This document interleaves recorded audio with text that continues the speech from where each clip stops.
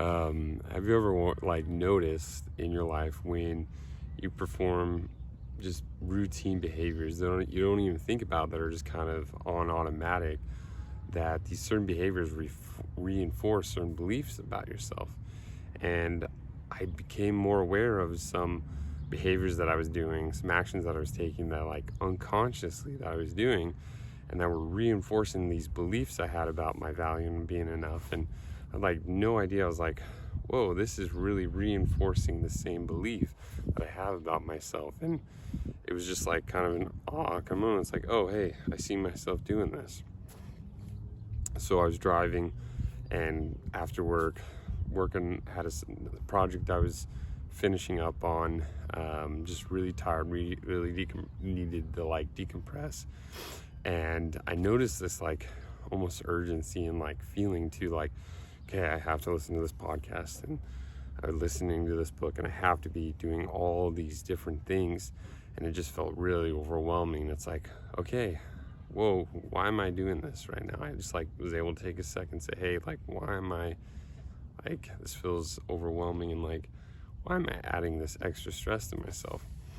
And it's from this belief that I've known, like, if I just work hard enough, if I just like overstress, and like some like kind of projection of not being lazy all the time, like not creating any time to like decompress, that somehow if I did that, that I would be enough, and that my value was somehow in like my control to be able to, like, for me to be enough, I have the power to like change that.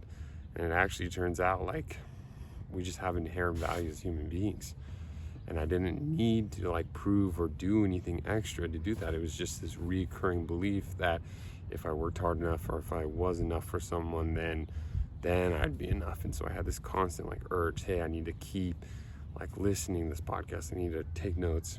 And it was funny because when I would do those things, I'd get overwhelmed, but then I just do shit that just doesn't really like make a difference, and or was really productive, and then I just really like go through there, I'm like, wow, I didn't really get anything done today.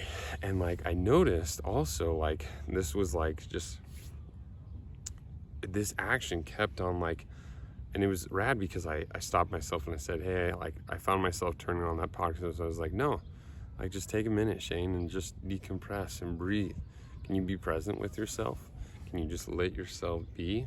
And that was hard. That was hard to like just feel into that and just be present. And like I noticed, I was like, okay, like, this is me like prioritizing my needs, because right now in this moment I need to just decompress. I'm not a robot. And I really had that mentality that if I just keep, man, just shoving, just trying to be doing something at all times of the day on like down times, like really there are times where we can contract and where we're really focused, and there's times to decompress.